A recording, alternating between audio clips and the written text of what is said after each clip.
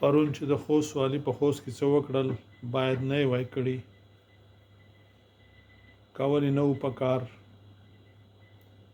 خو دومره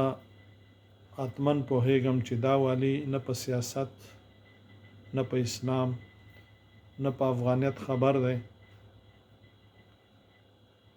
او داسې ښکاري چې په نظام کې دننه د امارت اسلامي دښمن دی که داسې پرېکړې دا په خپل سر کوي نو امارت اسلامي به دې ته دا اجازه ورنه کړي دا ځکه چې دی غواړي چې د نظام او د اولس واټن نور هم زیات کړي د امارت اسلامي نه مو هیله ده چې داسې خلک له دندو ګوښه کړي کوم چې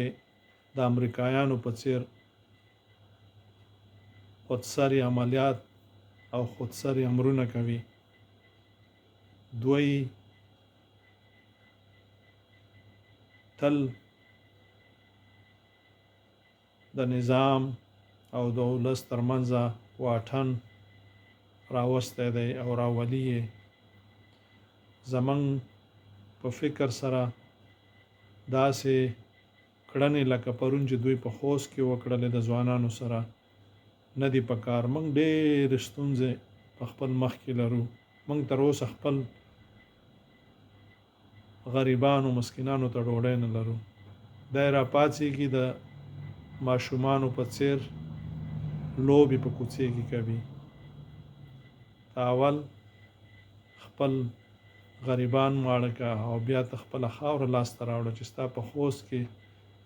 په اغزن تار باندې څه کېږي که ته غواړې چې د ولس زړونه لاسته راوړې او که ته غواړې چې یو رښتونی والي ځان وښایې نو ته باید د خپلې ولیشت خاورې نه دفاع وکړې او د خپل ولس دپاره کار وکړې